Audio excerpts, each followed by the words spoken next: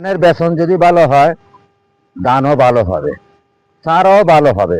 প্রিয় দর্শক, YouTube channel ও Facebook page থেকে আপনাদেরকে আন্তরিক ভালোবাসা, প্রাণঢালা অভিনন্দন। আজকে আমার পাবনা সাতমোহরে শেষ ভিডিও তৈরি করতেছি, কারণ আমি আজকে চট্টগ্রামে চলে যাব সন্ধ্যে 6টায় আমার গাড়ি। এখন আমি চলে আসলাম, আমার পিছনে দেখতেছেন ধানের চারা বসানি হয়েছে কামরুল ভাইয়ের জমিনে। এখানে উনি কৃষি তত্ত্ব অনুযায়ী ধানের চারা বসিয়ে থাকে। তাহলে চলুন এক নজরে কামরুল ভাইয়ের ধানের চারা দেখিয়ে আসি, এবং কামরুল ভাইয়ের ধানের চারা বিভিন্ন ডিস্ট্রিক্টে চলে যায়। দেখতেছেন ধানের চারা উঠে গেল আজকে 3 দিনে যথেষ্ট পরিমাণ এখানে চারা চলে আসছে, আমন ধানের চারা। এই চারাগুলা এখানে উনি নিজে জমিনে লাগাবে এবং অন্যদের কাছেও বিক্রি করবে।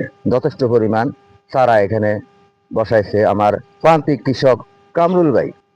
বাছাই করা ধান থেকে এই চারাগুলা সংগ্রহ করা হয়েছে। দেখতেছেন এখানে যথেষ্ট পরিমাণের চারা উঠেছে। অনেক জায়গাতে পানি কিংবা বন্যার পানি উঠে গেছে, ওই সমস্ত জায়গায়ও কিন্তু কামরুল ভাই থেকে ধানের চারা নিয়ে যাবে। এই যে এখানে দেখতেছেন গবাদি পশুর খাদ্য নিয়ে আমার বেআইরা আসতেছে। দেশের বিভিন্ন প্রান্তে কামরুল ভাই আপনাদেরকে অবশ্যই ধানের চারা দিতে পারবে। এই চারা যেখানে বসাইছে এটা হইলো লোকেশন হইলো পাবনা সাতমোহর সরপাড়া ফজল বটতলায়। এখানে আসলে আপনারা কামরুল ভাই থেকে উন্নত মানের ধানের চারা সংগ্রহ করতে পারবেন, কিংবা ধানের বেতনও পাবেন। উনি প্রতি বছর এখানে বসায় কৃষি তত্ত্ব অনুযায়ী, কারণ উনি কৃষি সরকারি প্রশিক্ষণপ্রাপ্ত কৃষক।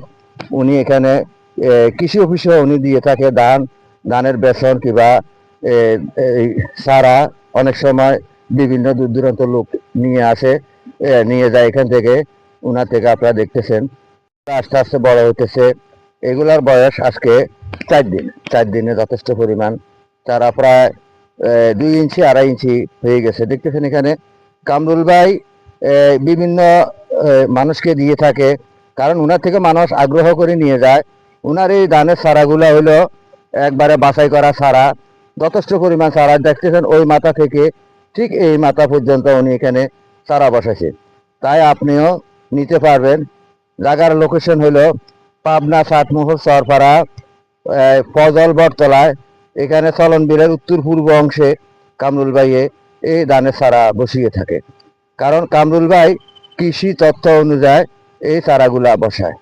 এবং উনি সরকারি কৃষি কৃষক অফিস থেকে উনি শিক্ষা নিয়ে এবং এই চারাগুলা এখানে বসায়।